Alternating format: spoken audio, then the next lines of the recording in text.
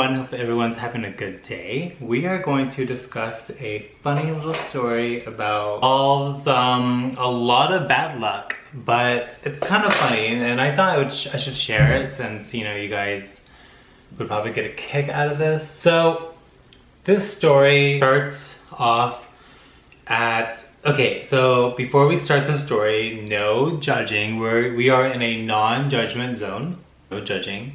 But this story does take place at 2:30 a.m.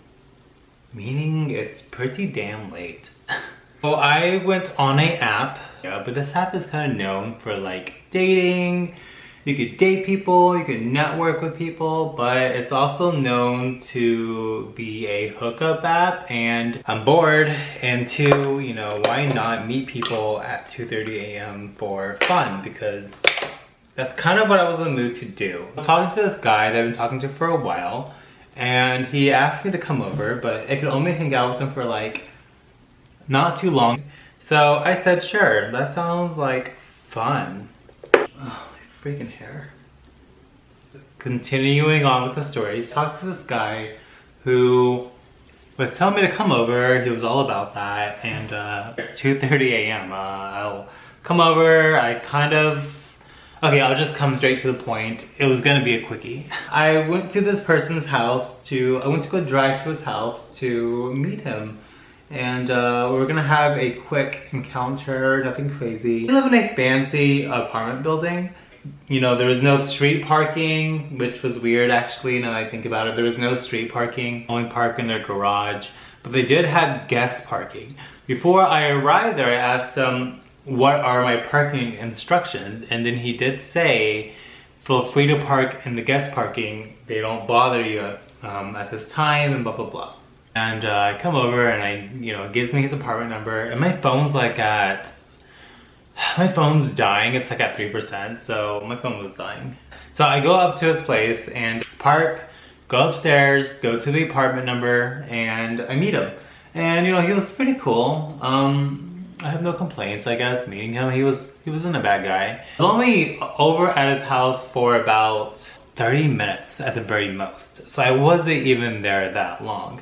So after being there for only like 30 minutes, I check on my phone, because some of us just check our phone for like the time or notifications and see what's going on, and my phone was dead. And I was like, dang it, I'll just charge it in my car, no sweat. This apartment building had a lot of security, so to get inside the apartment, you would have to go through the store and put a code in. They said that you have to use a code to get in, so I said, sure, no problem, no sweat. I go downstairs and go to my car, pretty much 3 a.m.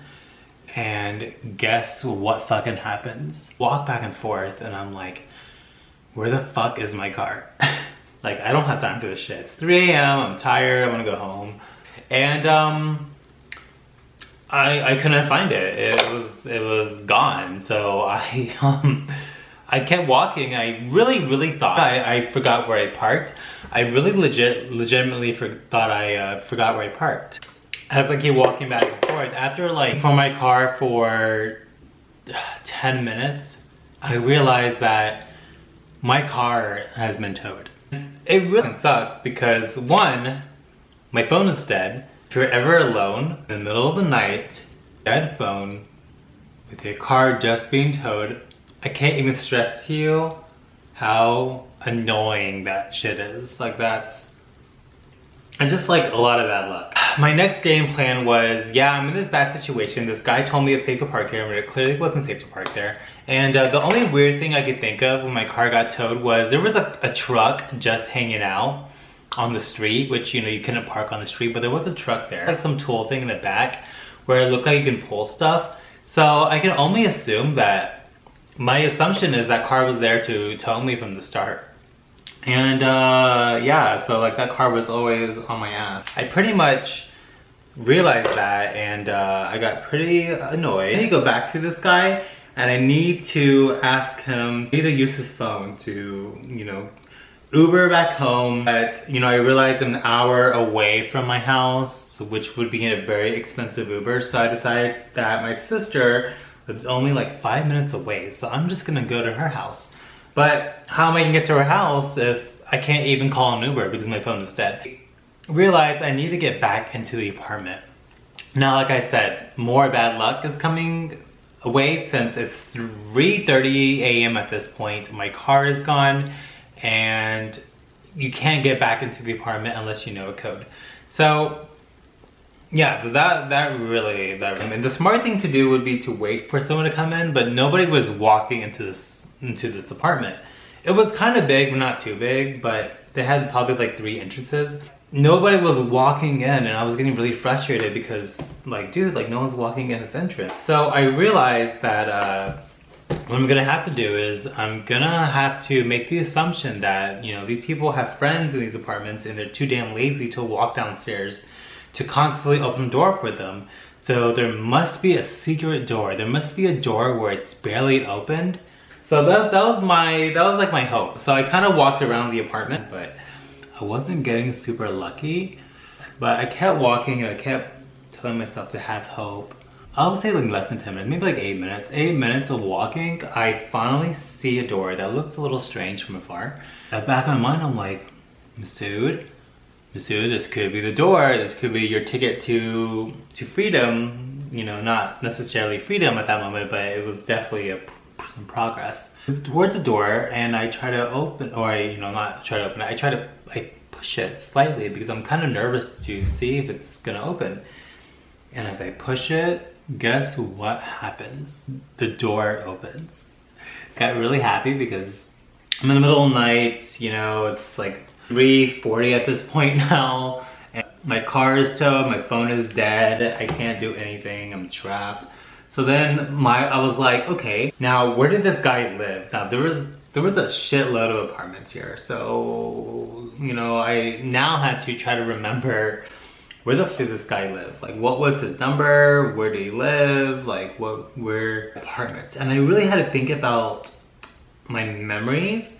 I really had to focus. And I was kind of panicky for a second, but then I realized that wasn't gonna help me. And at the end of the day, I'm not gonna die, which kind of helped me to realize, like, this sucks. It's a temporary situation, temporarily meaning it sucks right now, but it's gonna go away. And with that being said, I needed to calm down. So, took a breath. My memory gets a little bit better. And I remember, like, the stairs I took. I remember walking, looking at the numbers on the side, like, oh, is that it? No. Is that it? No. I remember that, you know, as you're walking, the numbers start to decrease. So my memory started getting a lot better. I realized that, wow, like, I think I got it. I see a mat, a little, like, welcome mat, and it was, like, black and gray or something. It was, like, some color. I remember that vaguely. And I'm like, I think this is it. So what do I do at this point? Do I knock on their door and say, hey, it's me, my car got towed, and explain to this guy, like, hey, you kind of fucked me over. And it's like the middle of the night and their car gets towed. So basically, if someone's in this situation and you're the person and you're the opposite person of the story, you kind of need to let them in. You kind of need to, like, take care of them for a little bit so they get their Uber or whatever they're doing. Because, you know, if you're telling somebody to park somewhere and that's not where to park, at the end of the day, it's my responsibility. Like, it is my fault. But, you know, I kind of trusted you and take my car, my parking seriously. So that wasn't really cool. And a side note, I forgot to mention this, but the garage did have, like, a sign that said register your car to park. But it was, like, right by this door, and that's it. It wasn't, like, in front of parking spaces where it should be. It was, like, right by this door, and I didn't walk through that door. I walked through, like, this way. Knock on the door. I was really nervous because what if this wasn't the guy and I would just be knocking on someone's door at 4 a.m. and that's just really uncomfortable for people, you know. To knock on someone's door at 4 a.m. is gonna make people uncomfortable. But I was pretty sure, I was like 70% sure this was the person's door. So I knocked on the door and I knocked again, and within a minute, the guy comes out, like, half asleep, and he's like, what's going on? And quickly I said, my car got towed, my phone is dead. I think he just registered it, like, yeah, I'm in a pretty shitty situation. So he lets me in, of course, and he apologizes, and of course I accept the apology. He had an iPhone too, so I charged my phone, And I kept charging it, and you know, he kept apologizing, and he was like, oh, this never happened, blah blah blah. And I'm like, well, it happened to me. I eventually charged my phone enough to last for, it was like at least up to 20%, which you guys should know, like 20% means it'll last for like an hour or two if you don't use your phone all the damn time. I'm at least 20%, so I should be safe and good. Thank you for letting me charge your phone, because at the end of the day, he didn't have to let me in. To be honest though, if he didn't let me in, like, he didn't have to let me in. He didn't owe me that. But it would be a pretty shitty thing to do if he didn't let me in after you told me to park there and my car getting towed with my phone being fucking dead. Yeah. I call an Uber, I go to my sister's place. It was like 5:30 or 5:15 at this point, so it was getting really fucking late and I didn't even sleep yet. And my sister, I texted her and then she said that she's working. I thought she would be waking up since she worked in the morning, but then I forgot. She does night shifts now, and then she told me, hey, I'll be home like at 6:15 or 20, blah, blah, blah. And I'm like, Uber there. It makes sense since like my home was an hour away and she was like 5 minutes away and I would have to wait an hour there. So it just made sense just to wait around her place, which is exactly what I did. Before my phone died again, I asked her, what's your number? Let me get your number down. I asked the Uber to write down her number on my hand because I'm not gonna like get in that same situation. So I arrived at the apartment place and the first thing I noticed is, you know, I haven't been to my sister's place in a long time, so my memory's a little foggy, but you can't really get in unless you know a code. I kind of wait and wait by the front gate until someone gets out because people are leaving for work and stuff at this point. So I sit down and I'm sitting down on this bench at our apartment place and I feel so fucking defeated. I feel so shitty. I feel terrible because obviously, as anyone could probably imagine, I felt like this is like the worst luck. Like my sister's not home. Well, you know, recap. My sister eventually goes home, sleep on the couch. I sleep for like 4 hours and I wake up and she takes me to get my car towed. Thank you. I pay like freaking almost $300 to get back my car after all that. And yeah, that's pretty much my shitty story. Sucked. That sucked a lot. That is like one of the worst luck I've ever had in one day. Like all this shit happened. This lipstick, it's giving me life right now. Got my car towed. All this shit happened and it could have easily been prevented, but it wasn't. So call that the butterfly effect. You know, you live and you learn. I would say you gotta just kind of have to be positive. I mean, in my situation, like I knew it was only seasonal or temporarily. Like I knew it wasn't forever. Like eventually I'm gonna get my car back. Eventually I'm gonna get out of this. Eventually I'm gonna go to bed. Eventually, you know, eventually everything. That day, like I remember when I was sitting on the bench, I took a picture of myself, which I will probably be displaying.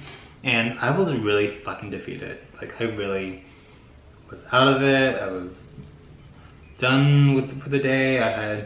That was just so fucking shitty. Like, I don't know. My advice for this story, I guess, is if you just met somebody and they're telling you that it's safe to park somewhere, do not take their word for it.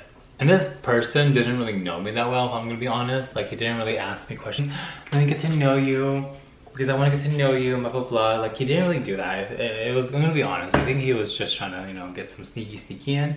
It just really sucked. But yeah, this story kind of, if anything, kind of taught me that, like, yeah, people suck, and you can't trust people as much as you want to. Easier thing to do is to trust them, but like, you can't trust people sometimes. So my advice from this story is do not trust someone you just met with their parking instructions.